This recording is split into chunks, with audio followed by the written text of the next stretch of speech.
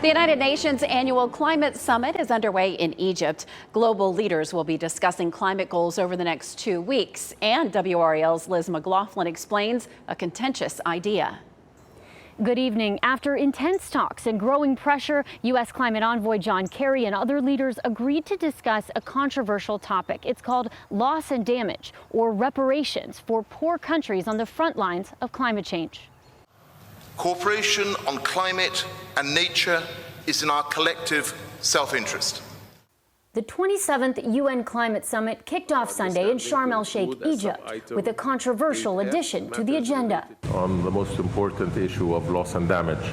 For the first time in the summit's history, global leaders of the developed countries responsible for most emissions will discuss compensation for poor countries shouldering the burden of climate change. There's a recognition that we need to help everybody adapt to climate change, especially those who didn't necessarily create the problem.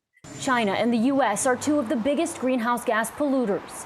And last year's global emissions of carbon dioxide and methane surpassed records. We are not on track to be where science tells us we need to be to avoid the very worst effects of climate change. A flood of reports, even from the United Nations itself, warn that the world is falling far short of the energy overhaul needed to keep the global temperature rise from exceeding 1.5 degrees Celsius, a Paris Agreement goal. It's like saving for retirement.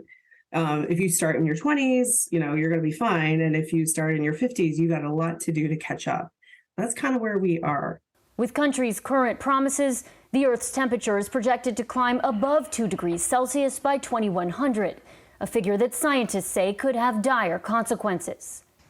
While some say the prospect of this loss and damage discussion is promising for developing nations, they have been burned before. A 2009 pledge from industrialized countries to provide $100 billion annually for adaptation and mitigation was never met.